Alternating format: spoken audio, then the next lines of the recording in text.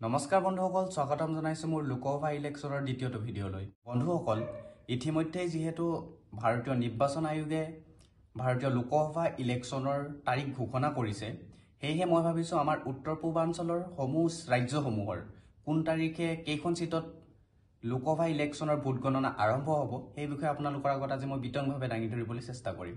বন্ধুসকল, অহা এপ্ৰিল মাহৰ 19 তাৰিখৰ পৰাই ভাৰতৰ লোকসভা ইলেকশ্যনৰ ভোট গণনা আৰম্ভ হ'ব আৰু সেই দিনৰ পৰাই আমাৰ অসমৰ ভোট গণনা আৰম্ভ হ'ব। অসমৰ সৰ্বমুঠ 14খন আসনৰ ভিতৰত প্ৰথম পৰ্যায়ত 19 এপ্ৰিল তাৰিখে 5টা সমষ্টিত ভোট গণনা কৰা হ'ব। সেই সমষ্টিকেইটা হ'ল কাজিৰঙা, শোণিতপুৰ, লখিমপুৰ, ডিব্ৰুগড় আৰু যোৰহাট। আৰু দ্বিতীয় পৰ্যায়ত 26 এপ্ৰিল তাৰিখে হ'ব দৰং, ওদালগুৰি, ডিফু, কৰিমগঞ্জ, শিলচৰ আৰু নগাঁও, মুঠ 5খন আসনত। আৰু একেবাৰে শেষৰ পৰ্যায়ত হ'ব মুঠ 4খন আসনৰ বাবে মে' মাহৰ 7 তাৰিখে কোকৰাঝাৰ, ধুবুৰী, বৰপেটা আৰু গুৱাহাটী। অসমৰ মুঠ 3টা পৰ্যায়ত এই লোকসভা নিৰ্বাচনৰ ভোট গণনাৰ সামৰণি হ'ব। ইয়াৰ লগতে আমাৰ চুবুৰী ৰাজ্য অৰুণাচল প্ৰদেশৰ লোকসভাৰ সমষ্টিৰ মুঠ আসনৰ সংখ্যা হ'ল 2খন। আৰু এই 2খন আসনৰ বাবে ভোট গণনা কৰা হ'ব এপ্ৰিল মাহৰ 19 তাৰিখে। আৰু এই সমষ্টি দুটা হ'ল অৰুণাচল পূব লোকসভা সমষ্টি আৰু অৰুণাচল পশ্চিম লোকসভা সমষ্টি। ইয়াৰ লগতে আন এখন চুবুৰীয়া ৰাজ্য হ'ল মণিপুৰ। আৰু মণিপুৰৰ মুঠ লোকসভা সমষ্টিৰ সংখ্যা হ'ল 2খন।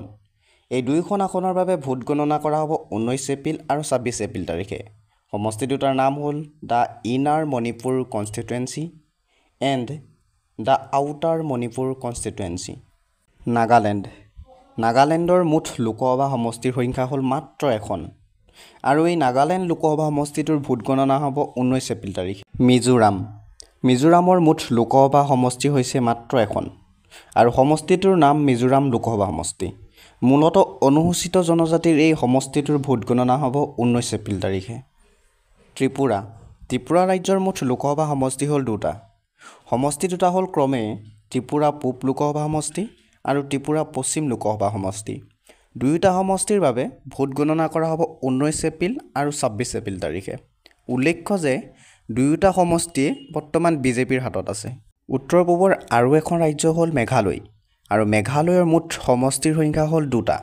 আৰু দুয়োটা সমষ্টিৰ নাম হ'ল শ্বিলং আৰু তুৰা। দুয়োটা সমষ্টিৰ বাবে ভোট গণনা কৰা হ'ব 19 এপ্ৰিল তাৰিখে। বন্ধুসকল, আজিৰ ভিডিঅ'টো ইয়াতে সামৰিছোঁ। পুনৰ এটা ভিডিঅ'ত লগ পোৱাৰ প্ৰতিশ্ৰুতিৰে আজিলৈ আহিছোঁ। জয় আই অসম।